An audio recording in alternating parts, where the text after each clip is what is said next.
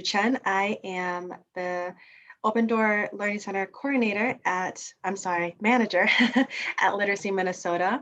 Been there for roughly 1 year. Very excited to present today with my co-host, Andrea. Andrea, would you like to introduce yourself? Hi, everybody. I'm Andrea Echelberger, and I'm the ESL training coordinator at Literacy Minnesota. And I am really excited to be able to talk to you about some of the resources that are going to be in the Cultural Competency Resource Library hosted through Atlas.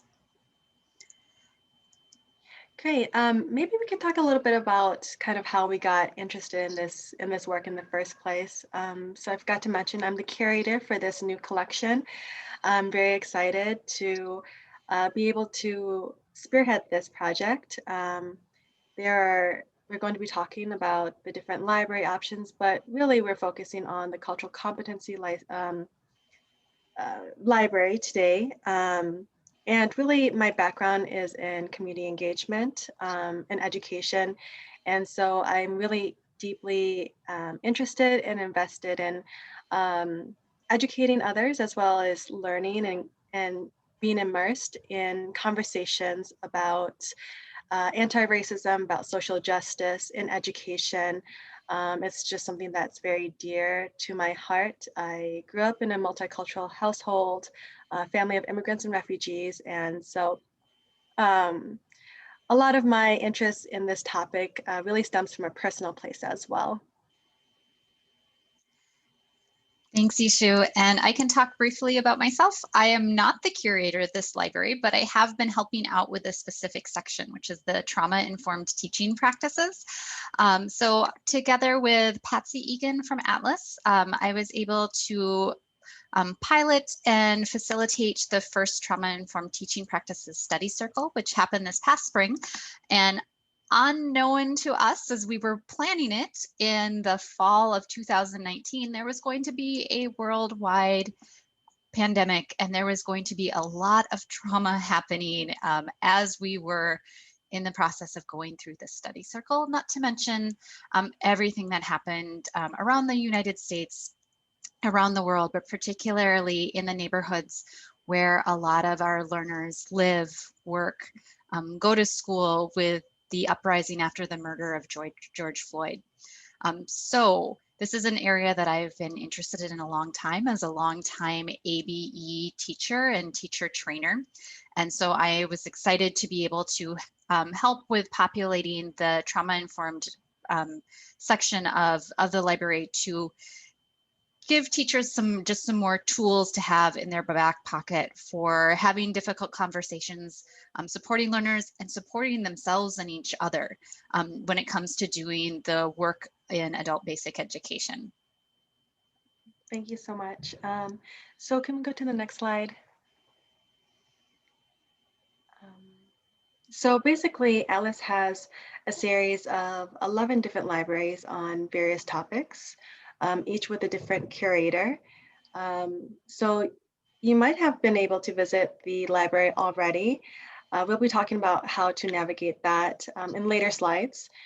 So each library is curated again by a Minnesota ABE practitioner who is a leader in the field, and the selected resources directly pertain to adult instruction. And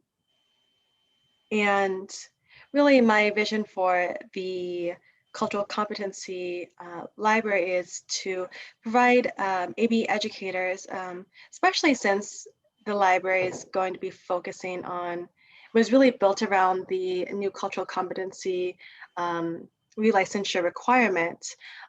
So we're building it out based on kind of those categories to expand their knowledge of the trainings that will be required in order to get relicensed, because we know that trainings are usually a one-time deal, and we know that anti-racist work is a lifetime endeavor that really has no stop point. And you can always expand in your knowledge and your practice as educators. We'll be talking about in later slides where we want to move in terms of adding new resources and new subcategories as well. Andrea, did you want to add anything to just talking about the resource libraries at all? I know you've been with Atlas for a while, and maybe Yeah, just a little more so context. thanks. So I curate the ESL resource library, and just to highlight and lift up what Yixiu said is that there's so many resources out there and for education, but we know as adult practitioners, not all of it is something that can translate well to the ABE field. Or is going to necessarily be helpful for the work that adult teachers do. So the purpose of these libraries, curated libraries, is to have somebody who goes through and really takes a hard look at all of the materials to see, is this something that was created for K-12 that can be directly applicable to adult teaching practices and adult education? Or better yet, is this something that was created for adults? So this is why these libraries are unique. There's so many educational resources out there, but these have been kind of combed through by people in the field with an eye to what can be applied to the ABE classroom, whether that's GED, basic literacy, or ESL. Great. And also, at any time, please send us some messages via chat, questions that you might have. I just want to make sure that this is as interactive of a conversation as possible, because this is definitely a resource for everyone in the field, practitioners, and we just want to make sure that we get any answers, to any questions answered. Next, please. So, if you wanted to just minimize this screen, you can follow along, and we have some time at the end, just work on maybe just walk through this with you and navigate the website as well. But you can just plug this link into your web browser, atlasabe.org-resources, and this should pop up. It is basically the resource library with the 11 various categories that we just talked about. And you'll find the second line, cultural competency, on the left corner, the left second row down.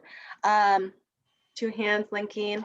If you could just want to click on that, you can follow along. We'll be kind of walking through in the slides as well.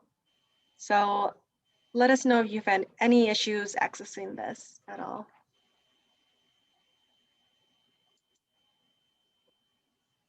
All right, so once you click on that button, this is what really pops up.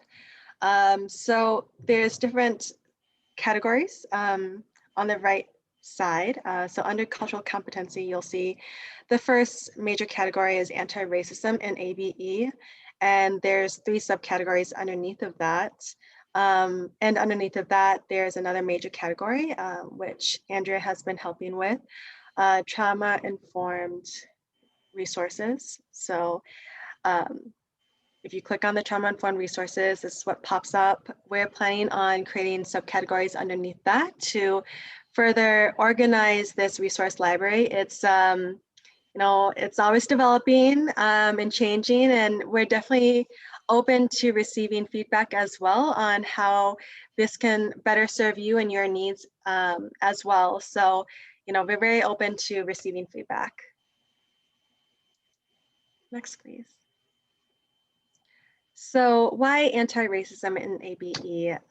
So as we know, racism is pervasive in every single aspect of our society and every institution. And ABE is no exception to that. It's up to every single educator to reflect on their own pedagogical assumptions, biases, backgrounds, and preconceived notions in order to intentionally create anti-racist classes. Andrea and we facilitate a Racial Equity 101 webinar, or I guess it's a webinar through Literacy Minnesota.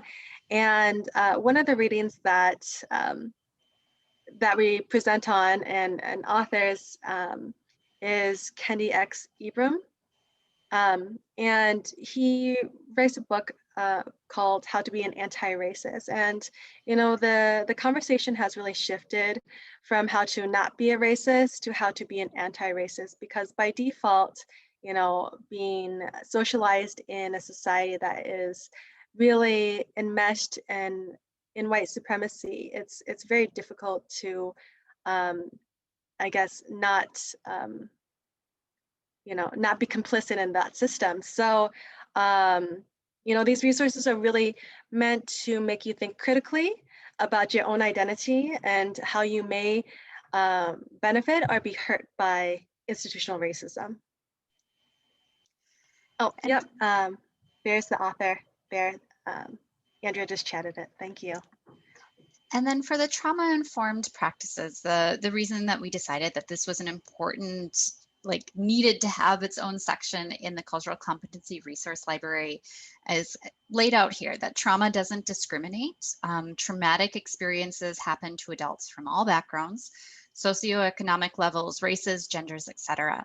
And want to highlight that it's not the responsibility of the teacher in the classroom, the ABE teacher, to heal the learners, but what teachers are responsible is to provide a supportive, welcoming, and productive learning environment. And then, of course, the question is, well, how do we do that? Where do we start? So the resources in the library, and I'll be breaking it down later in the sections, are deliberately curated to help educators kind of move through that journey of figuring out, how does trauma happen?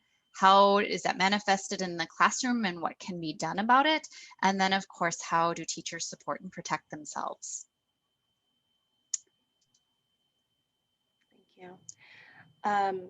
So basically the first major category is anti-racism and ABE, and there's 3 subcategories that are listed underneath this major category, just so that's like a little bit easier to kind of understand and try to get your needs met, whether it's instructional or trying to educate yourself. Maybe you're coming from a starting point and you don't know which resources to go to first just to get started. So this is why we did it this way. So I will be going through the subcategories. The first one is getting started with anti-racism.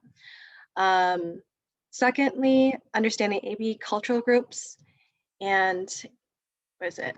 Sorry, the chat box is blocking this. Anti-racist instruction. Next slide, please. So getting started with anti-racism. There's actually 3, I don't know what we would call it, like 3 subcategories or tags underneath of getting started with anti-racism. The first one is understanding bias. And so if you click on this, if you're following along with me, if you click on this on the website, you'll see a number of self-exams or assessments that you can take. And this is just for you to start understanding and deconstructing your own biases that you might have, and to start a conversation from there. Understanding whiteness.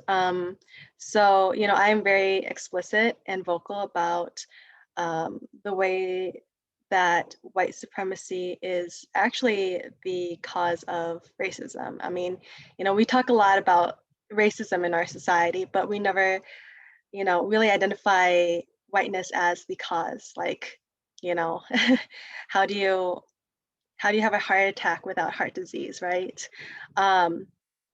Let's see. Thirdly, anti-racist action. So, I wanted to break it up in these categories, and it's almost chronological because really understanding your bias is really key to getting to the third subcategory, anti-racist action. And so there's a number of resources listed that really focus on what you can do as a citizen and as an ABE educator as well to combat racism in society as well as your classroom. And just note, it might look a little bit bare bones right now. We're still working on it. This is more or less like an introduction to the public about the library, what it is. And yes, we'll be adding more resources later on as well. Next, please. So understanding ABE cultural groups. The reason why I wanted this subcategory to exist was because we serve many diverse groups in ABE. I believe statistically it's like 85% BIPOCs. And we all know anecdotally, as well as just from pure fact, that the educators in ABE don't necessarily reflect the populations that we serve. So it's really important that we dive in deep and do more research around who we're actually serving, but not in a way that is boxing individuals, but in a nuanced way where we can look at people as full human beings and the complexities that come along with that. So I really wanted to be intentional about the resources that we chose. Right now, I only have one, which is a podcast. It's Code Switch, which I really enjoy listening to. So there's a few listed. You can you can look through the whole website, download the podcast. You can download,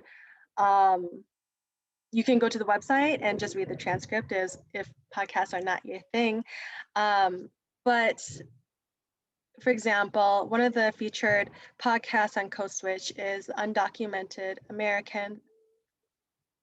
I'm sorry, that's a typo. The Undocumented Americans. So basically, a quote from the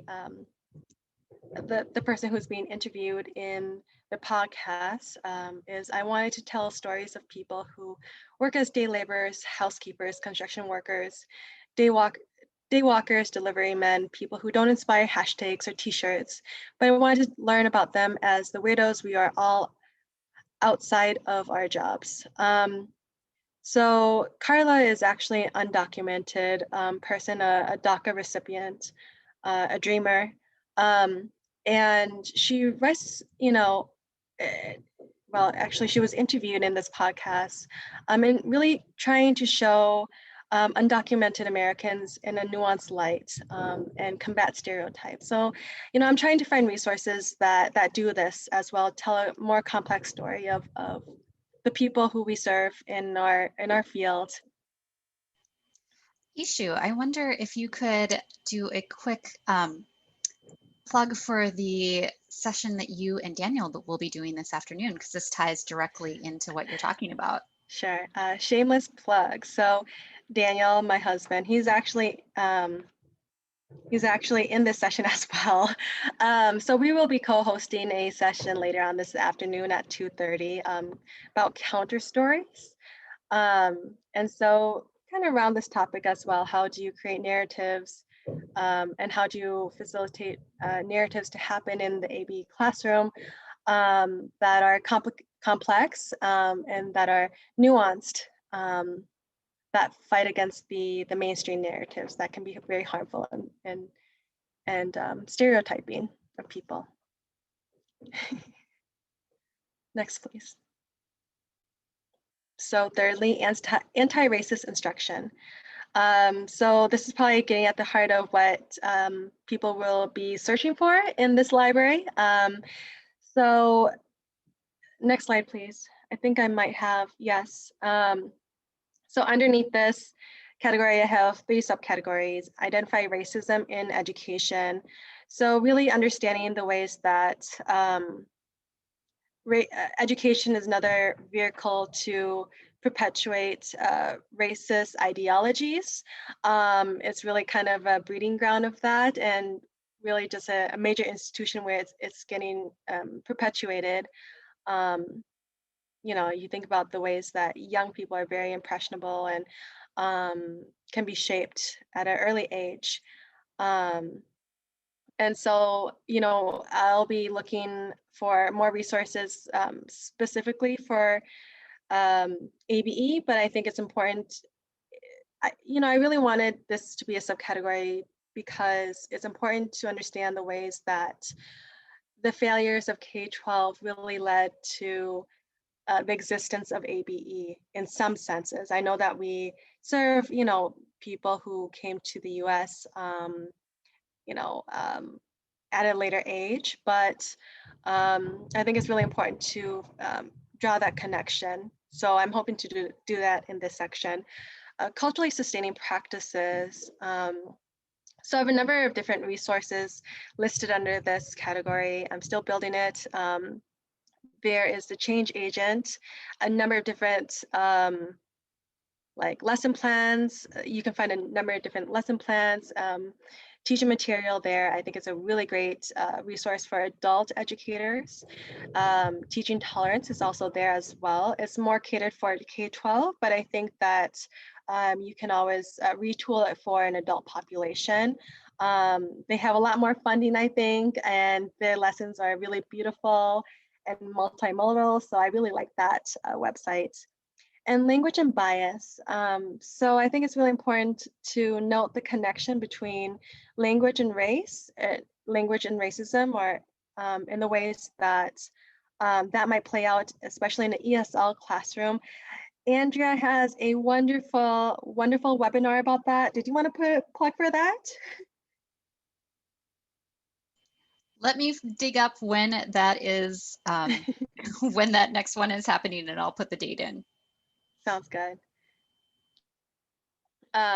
Yes, Andrea does a wonderful presentation about language and bias that I definitely recommend. But yes, we'll be adding more resources to that as well. Next slide, please.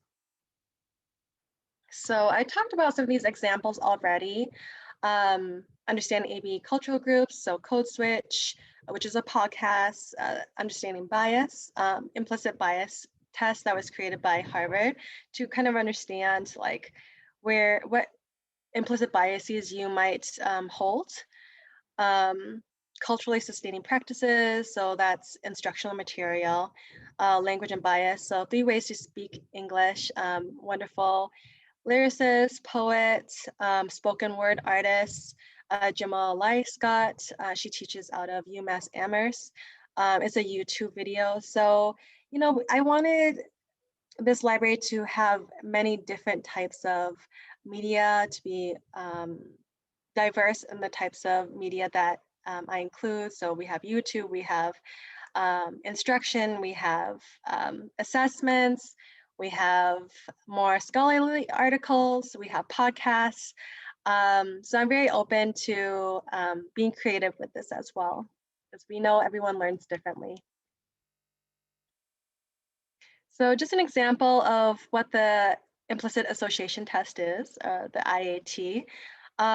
So basically they're not explicit questions like, okay, are you racist? It's basically getting you to instantly react to faces and images, to weave together a story of maybe where your biases might lie.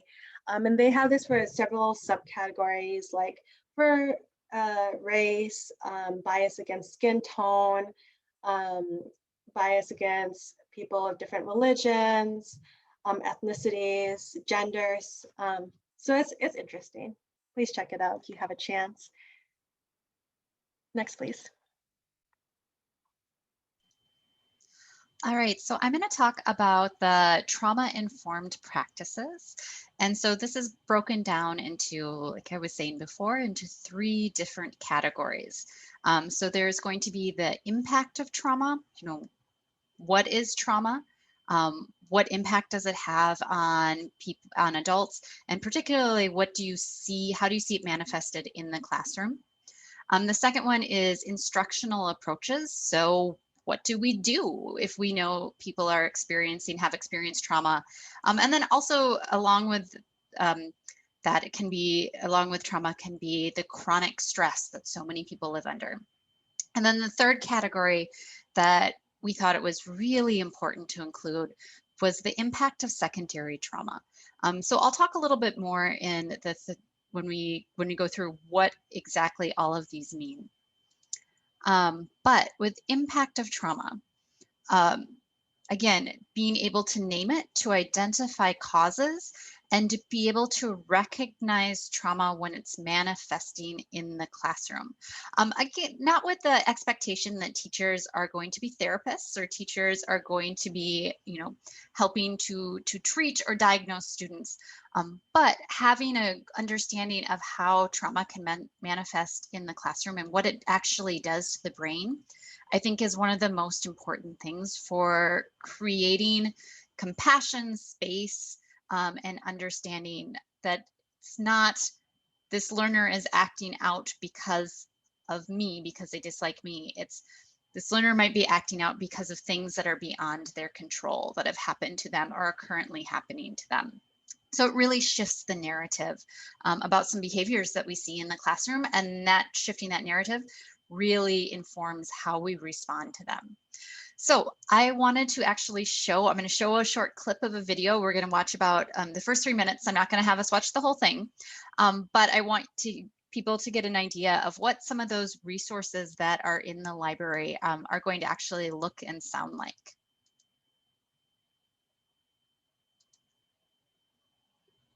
Hey, welcome back. Today, I really wanted to think about what's the best way to teach teachers about trauma without getting them distracted with all the technical stuff, and what's the most important thing for them to understand and learn. And I thought that the best way to do it might be to just make a difference between a learning brain versus a brain in survival mode. So we'll just call it learning brain versus survival brain. And this is the difference. So learning brain is this brain that's open to learning new information, and it's completely okay with ambiguity and grays and vagueness, and it sees the big picture. It like pulls back and is on the balcony, can look over the forest and figure out what's going on. On an emotional level, people in learning brain feel calm, peaceful, maybe a little excited about what they're about to learn, maybe a little playful and having fun too, and definitely curious. And they're not afraid of making mistakes because it's just part of the learning process. And so they're not really thinking about themselves. And they actually feel a little bit of confidence that if they just apply themselves, they might pick up what they're trying to learn. Now, survival brain, on the other hand, is completely different. It's hyper-focused on threat. It doesn't like ambiguity. It wants clear, hard facts. It thinks in black and white terms. It doesn't want anything to be gray at all. And then emotionally, you can imagine that survival brain makes people feel panicky, feel like a little obsessive and afraid of getting things wrong. And they don't feel calm and open to learning new things. They just want to get things over with. And people in survival brain also really don't like making mistakes, and they are afraid of looking stupid too. So students in survival brain don't want to be picked on. They don't want to raise their hand and ask questions and look stupid. And so these people are also filled with doubt about their own ability to learn stuff, and they're afraid that other people can see how stupid they really are. Now, it's really important to understand how learning brain and survival brain interact, because survival brain always trumps learning brain. And it makes sense, because survival brain is just trying to save your life. And so if it thinks that there's something dangerous happening, you better pay attention to it, right? But the tricky thing is that as survival brain stays on longer and longer, it's harder to get out of that. And it's harder to really go into learning brain. And the way I think about it is kind of like the myth of Sisyphus. You know, that guy who has to push a rock up a hill, and then every day it falls back down and he has to do it over and over again? Well, being in learning brain is like being up on the high parts of that mountain. You can see the expanse of what's going on, but it also takes a lot of work to be up there. And at any second, if you're not paying attention and putting effort into it, it's so easy to slip back into survival brain again. And that rock that Sisyphus is trying to put. All right, so I'm going to keep this moving, but wanted to give people a preview, and I saw that there was a request for that. And yes, there's a copy of this copy of our slides are in the participant folder, and that video is linked to it. And so you can watch the video in there, and then also you'll be able to find it in the resource library. But just kind of, out of all of the videos I've watched, this is one of my favorite for what happens in the classroom. And I completely recognize it, not just in my students, but in myself when I'm experiencing stress or I'm really frustrated about something, how I move back and forth between those brains.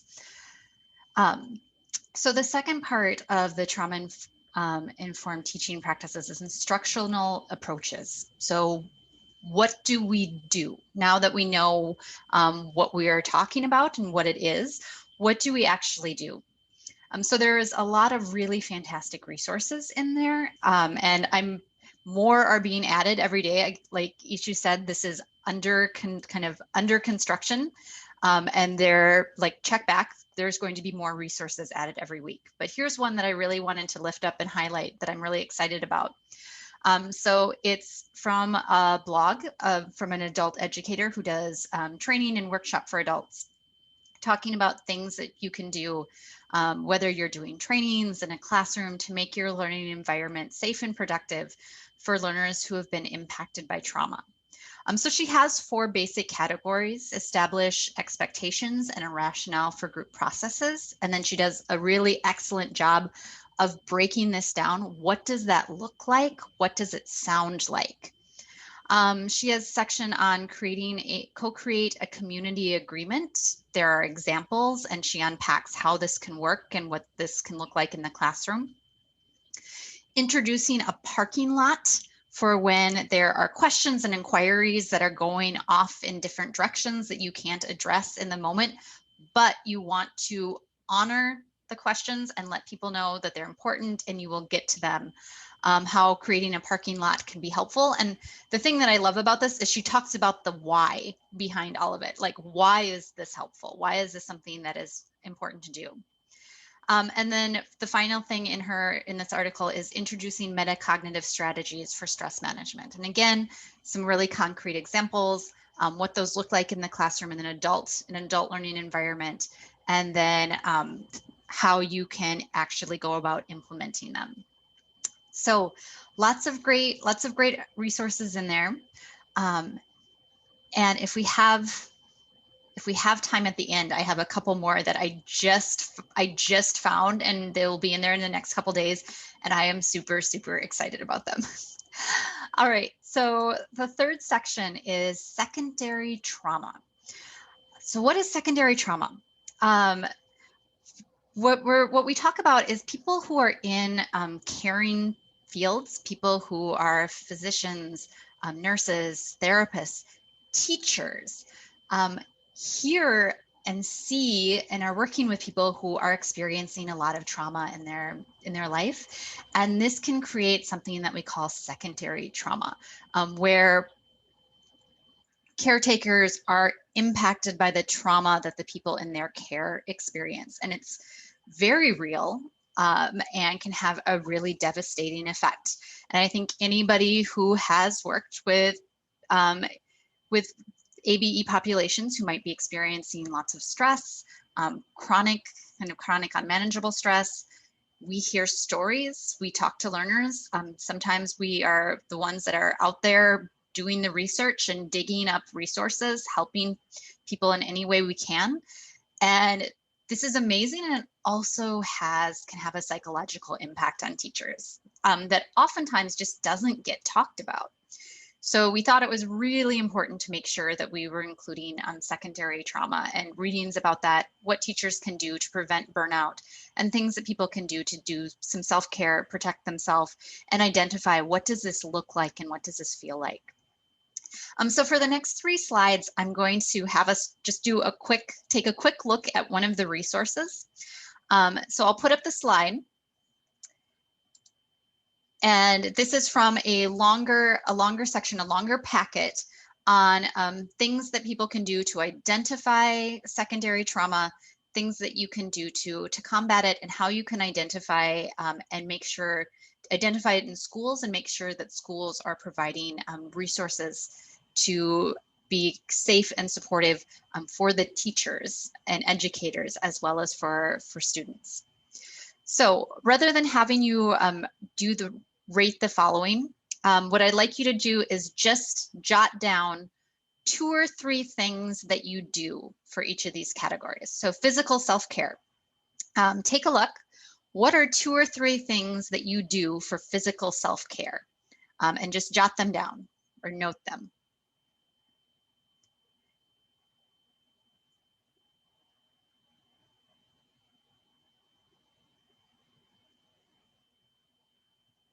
And maybe you also note, what do you not do? Like, what is lacking?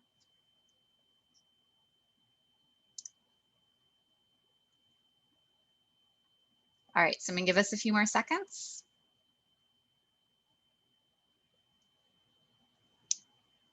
All right, so we're going to move from physical self-care to psychological self-care and emotional self-care. So same thing, look through the psychological self-care, jot down 1 or 2 things that you do, and maybe 1 or 2 things that you want to do. And emotional self-care, 1 or 2 things you do, 1 or 2 things you would like to do more of.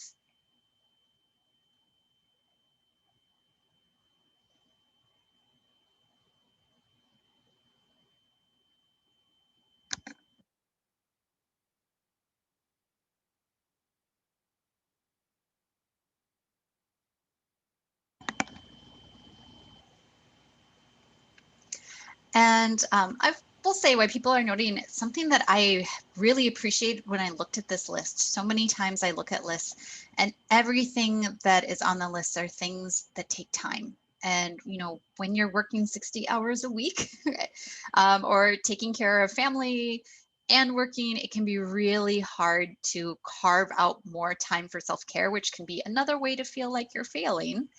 But I appreciated that they had things in here like just be curious, practice receiving things from others, say no to extra responsibilities. So things that didn't, for me, this list felt different than a lot of things I've seen because it was things that I could do, roll into the work that I'm doing rather than feeling guilty about not having more time to do self-care. All right, so then last one. So this is spiritual self-care and workplace or professional self-care. Same thing, take a look and jot down a couple things that you have been feeling like you've been good at and maybe 1 or 2 things that you would like to be better at.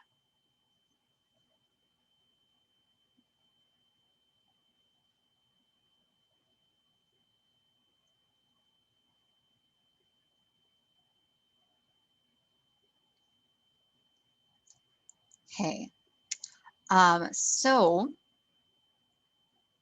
what I'd like to do is we have a couple minutes, and if people would like to, in the chat, take a minute and reflect.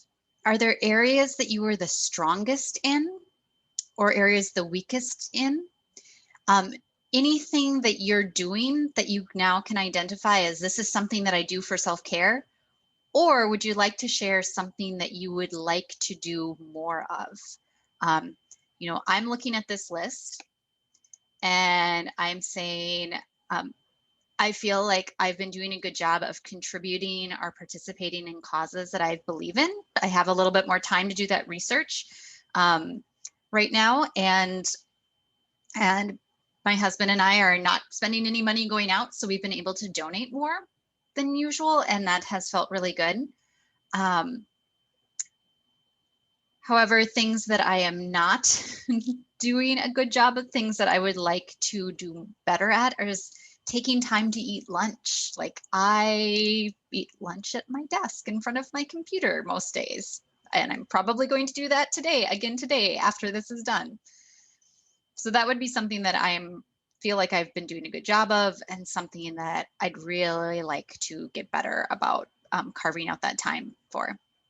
So just want to give people some space. If there's anything in the chat that you'd be interested in sharing, anything that really stood out to you as you were looking through this list.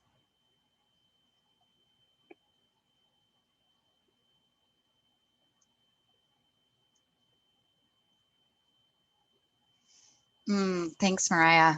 Yeah, celebrating milestones and grieving rituals, how important those are. Yep, I see from Lindsay, hard to do some of the things like the socializing outside, you know, going to museums. And good for you for learning languages.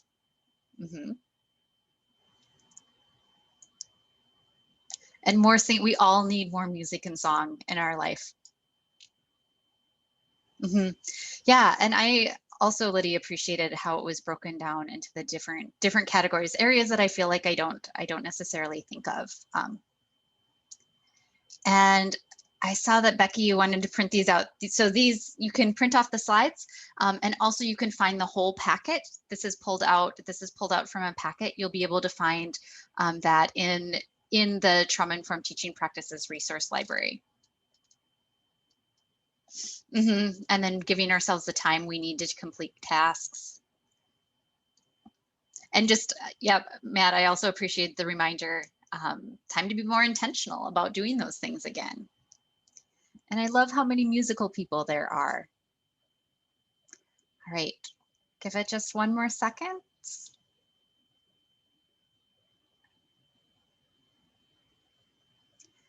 Okay. All right, so I am going to end my part. I'm going to hand it back over to Yixiu to start wrapping us up. Thank you so much, Andrea. And I love these resources, and eventually they'll all be up. It's a process as well, just getting them from the Excel sheet into the actual library.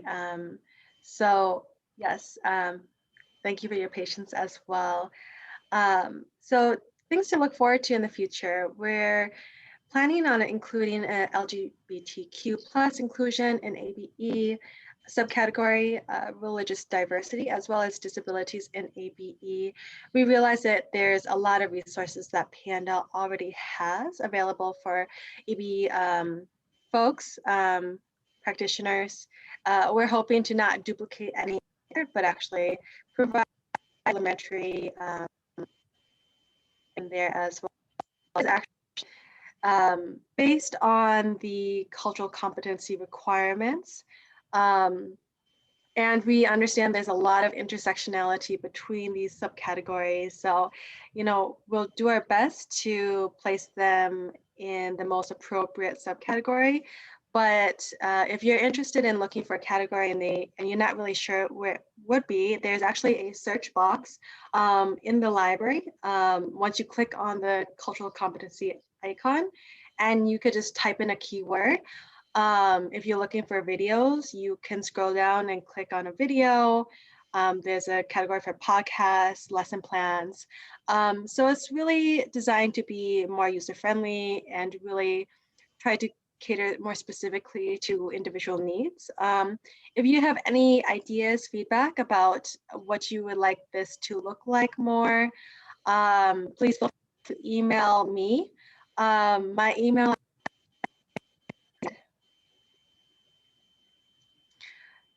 Yes, great. So you can reach out to either of us for suggestions on any materials you would like to see up, different content that you would like to see up, ideas about structure.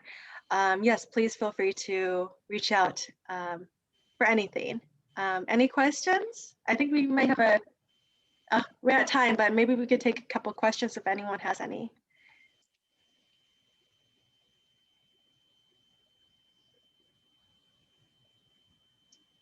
Yes, and there's a copy of the flyer for the next session, which is beginning at 1 o'clock. So yeah, you have roughly maybe some emails or whatever you need to do, bathroom break. All right. So thank you everybody for being here. I think we can probably go ahead and wrap up. So everybody has time for a relaxing lunch, not in front of your computer. But thanks for being here. And yeah, like Yixiu said, keep checking out the library. It's going to be a living document. So it is going to be continuously evolving and changing.